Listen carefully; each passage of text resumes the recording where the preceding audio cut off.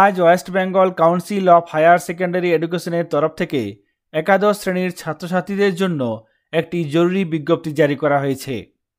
সেই সঙ্গে 2024 সালের উচ্চ মাধ্যমিক পরীক্ষার নন ল্যাব প্রজেক্ট নোটবুকগুলি কী করতে হবে সেই নিয়ে কাউন্সিলের তরফ থেকে দুটি গুরুত্বপূর্ণ নোটিফিকেশন জারি করা হয়েছে। চলুন দেখে নিই সেই নোটিফিকেশনে কী বলা হয়েছে। এখানে দেখুন সেই নোটিফিকেশন কাউন্সিলের তরফ থেকে আজকে প্রকাশ করা হয়েছে।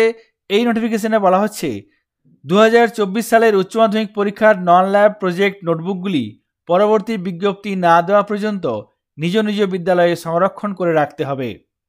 কাউন্সিলের তরফ থেকে আরও একটি জরুরি বিজ্ঞপ্তি প্রকাশ করা হয়েছে। এখানে দেখুন সেই বিজ্ঞপ্তি আজকে কিছুক্ষণ আগে প্রকাশ করা হয়েছে। এই বিজ্ঞপ্তি কাউন্সিলের অধীনস্থ সমস্ত উচ্চ মাধ্যমিক বিদ্যালয়গুলির জন্য, সেই সঙ্গে একাদশ শ্রেণীর সমস্ত ছাত্রছাত্রীদের জন্য।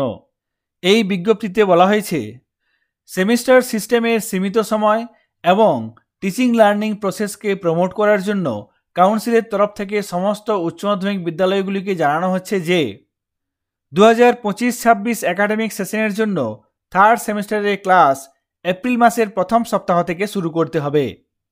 এই মুহূর্তে বিদ্যালয়গুলিতে সেকেন্ড সেমিস্টারের পরীক্ষা চলছে।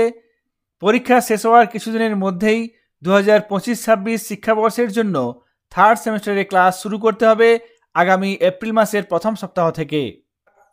তবে এখানে যে বিষয়টি খুবই গুরুত্বপূর্ণ, সেই বিষয়ে এক্ষেত্রে বলা হয়েছে সমস্ত ছাত্রছাত্রীকে থার্ড সেমিস্টারের ক্লাস প্রভিজনালি অ্যাটেন্ড করতে দেওয়া হবে। তারা ক্লাস 11-এর পরীক্ষায় পাস করবে, এই মর্মে প্রভিজনালি থার্ড সেমিস্টারে ক্লাস করতে অনুমতি দেওয়া হবে। এই পরিপ্রেক্ষিতে আরও বলা হয়েছে সেমিস্টার 1, সেমিস্টার 2 এবং যদি সাপ্লিমেন্টারি এক্সামিনেশন হয়ে থাকে তার সঙ্গে সঙ্গে প্র্যাকটিক্যাল এবং প্রজেক্টের মার্কস অনলাইনে সাবমিট করার পর যদি দেখা যায় কোনো ছাত্র বা ছাত্রী ক্লাস 11-এর পরীক্ষায় ফেল করেছে, অর্থাৎ পাস করতে পারেনি, তাকে আর ক্লাস করতে সুযোগ দেওয়া হবে না। থার্ড সেমিস্টারের ক্লাস সে আর কোনোভাবেই করতে পারবে না। সেমিস্টার 1, সেমিস্টার 2 এবং যদি কোনো কারণে সাপ্লিমেন্টারি এক্সামিনেশন হয়ে থাকে, তাছাড়া প্র্যাকটিক্যাল এবং প্রজেক্টের নম্বর সব মিলিয়ে ক্লাস 11-এর পরীক্ষায় পাস করতে হবে। পাস করলে তবেই সেমিস্টার 3-এর ক্লাস কন্টিনিউ করা যাবে। যদি কোনো ক্যান্ডিডেট এক্ষেত্রে ফেল করে যায়, সেক্ষেত্রে তাকে সেমিস্টার 3-এর ক্লাস আর কোনোভাবেই করতে দেওয়া হবে না। এক্ষেত্রে কোনো ক্যান্ডিডেট যদি থার্ড সেমিস্টারের ক্লাস শুরু করেও থাকে, যদি ফেল করে যায়, সেক্ষেত্রে আর তাকে ক্লাস করতে দেওয়া হবে না।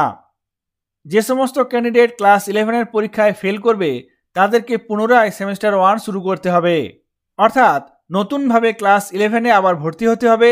সেই সঙ্গে সেমিস্টার 1, সেমিস্টার 2-এ পাস করে পরবর্তী বছরে সেমিস্টার 3-এ ক্লাস করা যাবে। সুতরাং এই নোটিফিকেশন থেকে স্পষ্ট বোঝা যাচ্ছে এপ্রিল মাসের প্রথম সপ্তাহ থেকে শুরু হবে সেমিস্টার 3-এর ক্লাস, অর্থাৎ ক্লাস 12-এর সেমিস্টার 3-এর ক্লাস শুরু হবে এপ্রিল মাসের প্রথম সপ্তাহ থেকে।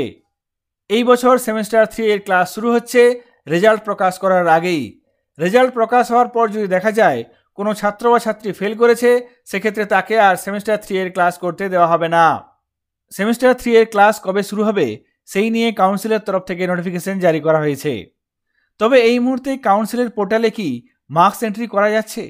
সেমিস্টার 1, সেমিস্টার 2 বা প্রজেক্ট হোক বা প্র্যাকটিক্যালের নম্বর কি এন্ট্রি করা যাচ্ছে? চলুন আমরা দেখে নিই লাইভ পোর্টালে কি অবস্থায় আছে।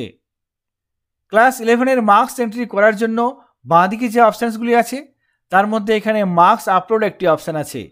এই মার্কস আপলোড এই অপশানটাতে ক্লিক করব। তারপর এখানে দুটি অপশান আসবে, ক্লাস 11 এবং মার্কশিট জেনারেশন। এক্ষেত্রে ক্লাস 11 অপশানটাতে ক্লিক করব।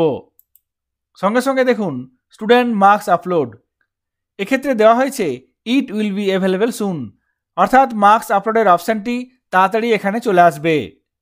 তারপরেই আপনারা সেমিস্টার 1, সেমিস্টার 2 এবং সেই সঙ্গে প্রজেক্ট ও প্র্যাকটিক্যালের নম্বর এন্ট্রি করতে পারবেন। কাউন্সিলের এই তথ্যটি আপনাদের সঙ্গে শেয়ার করলাম। সকলে ভালো থাকবেন, সুস্থ থাকবেন। ধন্যবাদ।